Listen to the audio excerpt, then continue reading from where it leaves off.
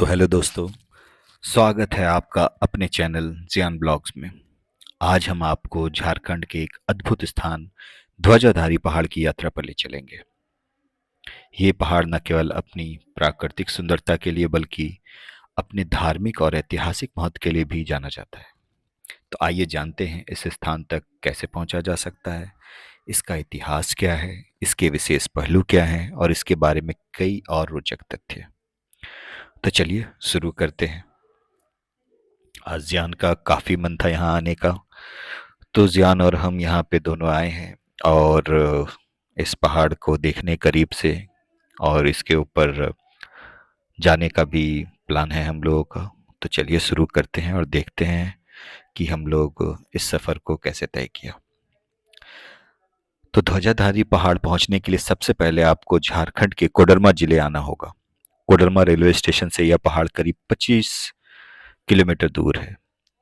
यहाँ से आप टैक्सी या बस ले सकते हैं जो आपको पहाड़ के पास के गांव तक पहुंचा देगा। यहाँ से पहाड़ की चढ़ाई का सफ़र शुरू होता है। ध्यान रखें, ये पहाड़ तक पहुंचने के लिए लगभग 800 सीढ़ियां हैं जो कि 1900 फीट ऊपर है, जो इस यात्रा को काफ़ी रोमांच बना देती है। तो पहाड़ की सीढ़ियां यहाँ से शुरू होती है और यहाँ से करीब 800 सीढ़ियां चढ़कर हम लोग पहाड़ के ऊपर जाते हैं और इस पहाड़ की ऊंचाई लगभग 1900 फीट की है। तो आज हमने और जियान ने करीब 400 सीढ़ियां चढ़ी है, क्योंकि शाम का वक्त हो गया था और हम लोगों को रिटर्न भी आना था, जिस कारण से हम लोग 400 सीढ़ी चढ़ के ही वापस आ गए। क्योंकि जियान को तो चढ़ने का काफ़ी मन था, बट समय का तकाजा देखते हुए हम लोगों ने प्लान को थोड़ा पोस्टपोन किया और 400 सीढ़ियां चढ़ के ही वापस आई। तो चलिए अपने टॉपिक पे हम लोग वापस आते हैं और देखते हैं आगे। तो ध्वजाधारी पहाड़ का इतिहास बहुत ही पुराना है। यहाँ माना जाता है कि यहाँ पर पहले कई संतों और ऋषियों ने तपस्या की थी। यह जगह विभिन्न धार्मिक अनुष्ठानों का केंद्र भी रहा है। पर्वों पर यहाँ स्थानीय लोग ध्वज भी फहराते हैं। यहाँ स्थित भगवान शिव का मंदिर भी इस स्थान को धार्मिक दृष्टिकोण से महत्वपूर्ण बनाता है और हर साल यहाँ पे शिवरात्रि काफ़ी धूमधाम से भी मनाया जाता है और काफ़ी बड़ा मेला भी लगता है यहाँ पे, जहाँ बहुत दूर दूर से लोग आते हैं। तो आप अभी देख सकते हैं कि इस पहाड़ पे बहुत सारे लोग अलग अलग कारणों से आते हैं। कुछ लोग यहाँ घूमने आते हैं, कुछ लोग एक्सरसाइज से आते हैं, कुछ धार्मिक दृष्टिकोण से भी आते हैं। हर लोगों का अलग अलग मान्यता है, अलग अलग मकसद है। सब जाते हैं और काफ़ी एंजॉय करते हैं। तो जियान ने भी आज ऊपर चढ़ने का प्लान किया था और हम लोग भी साथ में ऊपर चढ़ रहे हैं। और शाम के वक्त यहाँ बहुत सारे लोग बहुत जगह से, बहुत दूर दूर से भी लोग आते हैं और पहाड़ चढ़ते हैं। और पहाड़ चढ़ने के बाद का जो नज़ारा होता है वो काफ़ी ही अच्छा होता है। तो चलिए वापस से हम लोग टॉपिक पे आते हैं और ध्वजाधारी पहाड़, जो कि आपको बताया कि 1900 फीट की ऊंचाई पर स्थित है और यहाँ से पूरा कोडरमा जिला नज़र आता है।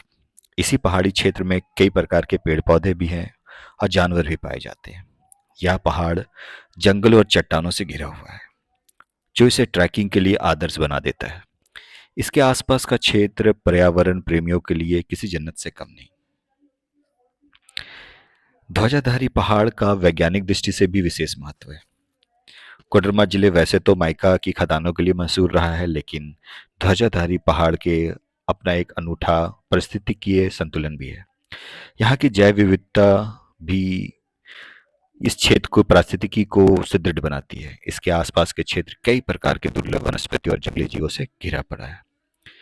अभी आप जो नज़ारा देख रहे हैं ये यहाँ के कोट का व्यू है और यहाँ से कोडरमा का जो नज़ारा है वो बहुत ही अच्छा दिखता है। ये देखिए ऊपर जाते वक्त की सीढ़ियाँ हैं जो ऊपर की तरफ जाती है, जो कि करीब 800 सीढ़ियाँ हैं। और शाम के वक्त तो यहाँ लोगों का आना जाना बहुत ही आम रहता है। बहुत सारे लोग आते हैं एक्सरसाइज के लिए, ट्रैकिंग के लिए, कुछ धार्मिक मकसद के लिए, और सब लोग बहुत ही आनंद पूर्वक और यहाँ का व्यू देख के बहुत ही खुश हो जाते हैं। तो अब हम लोगों ने, शाम का वक्त था तो 400 सीढ़ियाँ तो चढ़ ली। अब हम लोग नीचे उतर रहे हैं। क्योंकि जियान को तो ऊपर चढ़ने का और भी मन था, मगर हम लोगों ने शाम को देखते हुए रिटर्न का प्लान करना ज़्यादा उचित समझा। तो हम लोग अब रिटर्न हो रहे हैं धीरे धीरे इसी रास्ते से। तो अभी वापस टॉपिक पे आते हैं हम लोग।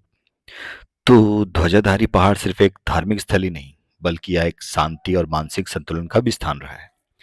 यहाँ आने वाले भक्त न केवल पूजा अर्चना करते हैं, बल्कि कुछ समय ध्यान में भी बिताते हैं।